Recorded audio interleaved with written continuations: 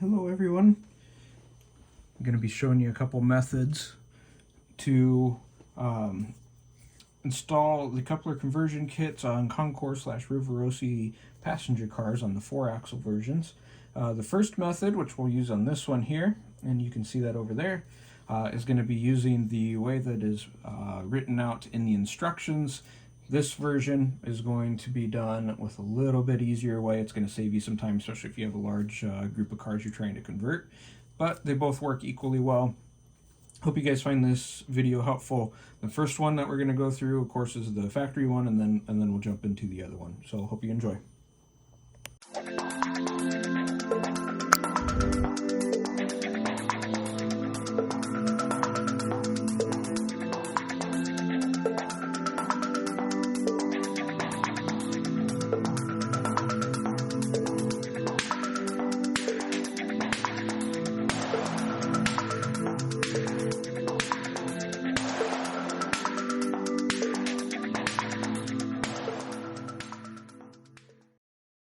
You need probably a pair of snippers. This is what these are. You need, this is the parts from the kit. So you have those, the coupler, the spring for it, and 2 screws, a file. I would recommend a small drill bit. This is a 1mm drill bit, or I think it's 0.0394 inches for those of you in standard as well. We've done videos on the truck tuner before. If you want to use that, you're welcome to. Sometimes you need it, sometimes you don't. Hobby knife, and then you need something that's like a jeweler's screwdriver, hobbyist screwdriver, things like that for that as well. That's pretty much all the tools you need. Let's get started. Okay, I zoomed in a little closer. You're just going to go ahead and pull this out. You can set that off to the side. Not a bad idea to keep them. Also take your wheels out. These ones, they pop out a little more difficult, so don't worry. You gotta put a little force in there. Set those over to the side. Like that. Then the first thing that we want to do is cut this off. So if you look in here, right where the coupler was, the original coupler was clipping onto, we want to cut this whole piece off. So I like using the hobby snippers for this because it's going to be a little bit easier. Just get in right there, nice and cut, and done. That's pretty much it. Done with the snippers. The next step is you want to take your file, and we're going to have to file some stuff down. And actually, to make this a little bit easier, right here at the end of the coupler bolster where this normally goes, you have these 2 ridges that you can see that stick out here. We're going to cut those off. An easy way I recommend doing that, move up here a little bit here, is this. You want to cut into it from the side, just enough that it makes enough of an indent. Do that on both sides, just like that. And then you're going to start going down, straight down. So let me move it this way so you guys can see a little bit better, just like this. It's going to widen that up, which is what you're going to need for putting that in. And then get that kind of cleaned out a little bit. You might need to go and scrape up this way, just like that. Let's do the other side here.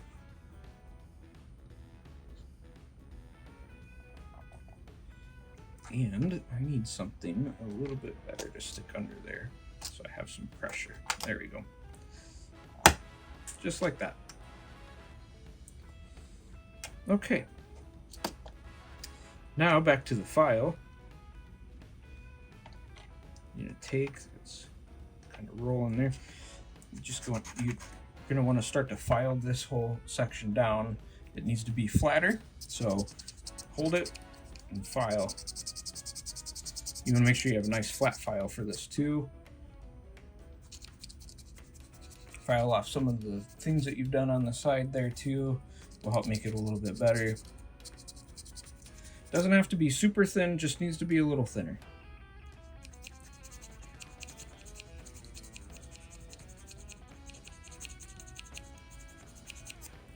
Okay, we'll check our fit on that in a minute. You can see nice gap right there. Okay, now go to your coupler pieces. So go ahead and cut these away. This is the top of your coupler box right here. Get rid of your scrap. And then on this, because this is made for different applications, if you see these ridges here, there's in the light so you can see it, these ridges and this back one, all of that needs to be shaved off. So same thing, I recommend just cutting into it, shaving it down with the hobby knife in all of the locations, and it works well too if you put it on the table. Sorry, I'm trying to do it so that you guys can see it as well. Put it on the table and use pressure against the table like that to kind of cut into it. Let me finish cutting that here so it's not at a weird angle and I don't cut myself. Then once you're mostly cut down on that one, and I missed kind of the other side, there we go. Same thing, take your file, hold it down on a flat surface, start filing. Doesn't have to be perfect, but you just want it nice and smooth. So here we are, just like that. Okay, so for the most part, pretty flat and smooth. Okay, let me get a few scrap pieces out again. Okay, so now we check fit. This goes this way. So remember this angled end here, which you can see a little bit better if I put my hand up there. That angled end points up. And let me trim off some of the scrap. There we go. So you want this to fit in and through like that. And you want to make sure that it's really not pointing up too much, which it kind of is here in this case. The two options are continue filing this down or file it down in the middle right there. And that's kind of up to you. We're going to file this down because it will be a little bit better in the long run in case you need to make adjustments. So let me work on that. We'll be right back. Okay, that's shaved down. What we're gonna do next is work on getting this mounted. So flip this over, slide this in, and you'll notice that it fits very nicely right there, which is what we want. What we're going to do is we're gonna drill a hole right about here. It's gonna give us some room for movement on that. And in the event that you guys need to kind of cheat your corners a little bit on, say, a tighter railroad, you can extend this coupler out a little bit. It'll help you get a tighter radius curve. So just get your hole started, go into it, and then I usually back it out, take this out completely, and then finish drilling the hole, because that way it'll make it a little bit cleaner. That way when you get all the way in there, you just give it one more twist, breaks all that scrap loose, and you end up with a very nice clean hole like that. Slide this back in. Now there's 2 screws in this kit per coupler, and let me see if I can get these up here so you can see them a little bit better. One is short, this one, and one is longer, like that. It's they're both about the same thread. However, I've had issues with the short one reaching through the bottom and holding on the coupler box before. Depending on how the coupler box is made, because sometimes the hole here at the bottom of the coupler box is actually bigger than this one, and that top one is the one that it actually grips to. So I usually end up using the longer screw on the coupler box and then shaving it or filing it down a little bit, and we'll use the smaller screw on the actual plate here. So we're gonna take a screwdriver, and mine is magnetic, which works out really nice because I can just hold it like that. Put it down in here right where we started our hole. And then we're gonna start screwing that in place. Oops. Just like this. Let me get that in, we'll be right back. Okay, there you have it. That's in there, just like that. It does have some play in it if you pull on it hard enough, or you can loosen it to slide that up and extend that out if you feel like it. Don't really need to yet. We'll start here at this position where it fits perfectly within that box right here, and then we'll go from there and see if we need to extend it as one of the last steps. Next, take your coupler box, put your spring in, and then because this sits this way, put your coupler in upside down like that. It flips over, fits nicely into the grooves here. Oops, my coupler fell out while doing that. There you go. Fits nicely into the grooves. You want to make sure that it looks okay. This springs back and forth okay. And then we're going to take our long screw, put it in there. You can go ahead and feed that in a little bit with your fingers, see how far that goes in without even screwing it so far. And then finish tightening that up. Usually we just lay it straight back down again like this. Use your same hobby screwdriver, and you're going to go ahead and tighten that. One thing that I like to mention too is that the reason that we drilled the screw hole for the other spot is that screw had a nice place to go into, and you don't want it too big, or else that screw isn't going to grip into anything, and that's something that you want it to grip into the plastic so it holds. Okay, now that that's in there, check for your spring again, make sure you didn't over tighten. But you see here how that's sticking out of the top. That can actually rub on your train cars and cause problems going around curves. What I like to do is I like to take an older, stronger pair of snippers like this, and I usually snip off the very top if there's anything that I can get in the grips like this, and I usually go twice, one from one side, one from the other, and then take your file again, set it down, and actually you might need to use like the edge of the table for this, so let me kind of readjust here for you. Oops, too far. Just like that. Set it down, hold it down, start filing.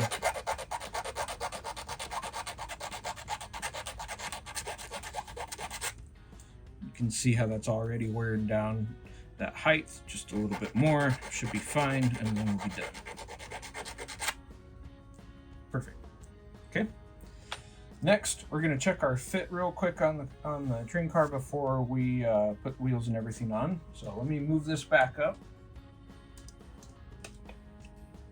Take your train car, flip it over, take this, you can see where that pin goes, where it fits here, and then look at it from the side, and there's good clearance right there, which is what we wanted so that it was freely. So, all right, now wheels. It's always easier to start with the back one, so just go ahead and start with the back one, give that a spin, make sure those spin well, check the side that has the insulation on it, which is this side over here. You can kind of see that plastic. I don't know if I can get that up there well enough for you, but you can kind of see it, and see there's some scrap there. We're going to go ahead and just cut that just to be on the safe side. Not that it would cause any problems, especially on these back ones it won't, but it's just better to be safe than sorry. So looks good there. Take our front wheels.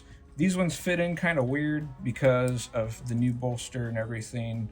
You have to kind of pry harder to fit that apart. Make sure that spins. Sometimes, depending on the axles you put in, or if you put in aftermarket wheels or anything like that, they will rub on the new coupler bar that you put in here. If that's the case, if it's rubbing right there, and you can see there's plenty of clearance on this one, but if it's rubbing right there, then take like a rounded file and file that section out, or file that whole area down so it's thinner, and that's pretty much it. So now what we're going to do is we're going to take our train car. These are the coupler pin, or truck pins, excuse me, that came with it. You can see they fit nicely in there. We're going to go ahead and put it in.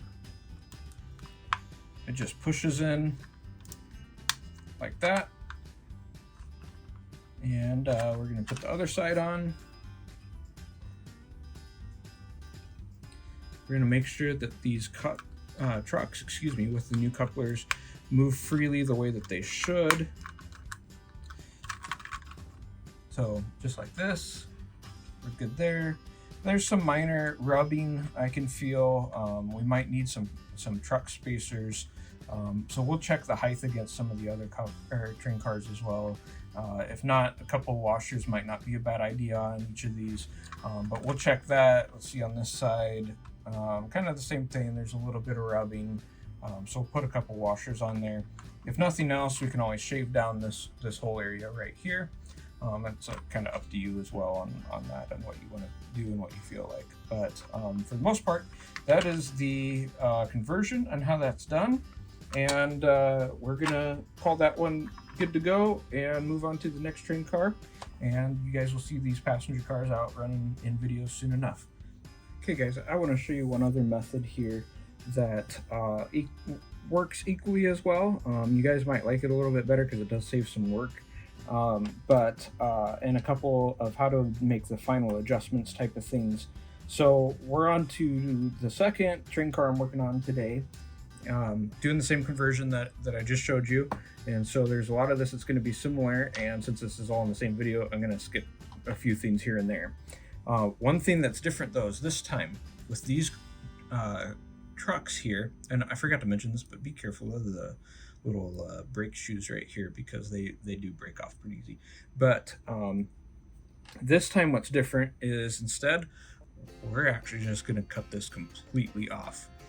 So what I would recommend is using the edge of your table or something like that to do this with. And so I'm going to point this down a little bit and zoom in for you so you can see. We're going to put it right on the edge of the table so that the brakes don't break off. We're going to push. There's part of it. And then we're going to continue to push through just like that. And you see that's starting to come apart there. Flip it around, or move it up, I should say. Same thing again. Make sure your brakes aren't the brake pads aren't gonna break off right through. And there you go. That comes on out. Last thing you want to do, use your knife. You're going to want to come in here and clean that up a little bit. So you want to make sure that it's nice and clean and that your new coupler kit fits between it. So just like that, we're going to do some scraping. Now grab this, make sure it fits nicely. There you go. Okay, so the next step is just like before, which is you're going to drill your hole. Sometimes, in some cases, depending on what scrap is back here, you might need to trim this down, this last ridge here, and that's totally up to you. Let me move this over a little bit more. But since in this case, since it looks like it feels okay, it looks like it's really not anything that's going to affect us, what we're going to do then is just go ahead, drill our hole, because you can see this fits okay. So I'm going to take this, put this in here, go right about there. We're going to start our hole and then move that out of the way so that we can come in and finish our hole. Remember, don't hand drill into your finger if you're doing this. You'll notice that I spin and then spin back out. That helps remove some of that scrap right away before you get all the way in there. One last nudge there. Nice clean hole. Okay, just like before, you can screw this in. Let me get this put together. I'll show you how it looks at the end. Okay, that's together. One of the last adjustments I always recommend making is take right here and down. It's gonna help it be a little more level instead of playing with a whole bunch of adjustments back here, which you can. That's gonna help you couple up a whole lot better right there. I'm gonna grab a test train car that we can couple this to sitting here on the workbench just to make sure the height looks okay, and show you what that looks like. We'll go from there. That's okay. We have a test train car here. You can see it's a little bit different because somebody else did a different coupler setup on it. It's a little bit different era of train car 2 with the rib side there, and you can see this matches up nice and even, which is what we want. Move that a little bit so you can see that. And we're good on that side. Check this side. Same thing there. We're pretty good. If you ever get one of those NMRA couple heights checkers, those are not a bad idea to get, just because that way you can always make sure that everything is standard. But there you have it, and there's the conversion on 2 of them, and I hope that you like both methods. Pick whichever one you feel like works best for you, but they both work equally well. Hope you found it helpful. It's not as scary as it sounds. and enjoyed the video. Be sure to check out my Patreon for more content, and subscribe, and thank you guys for the support.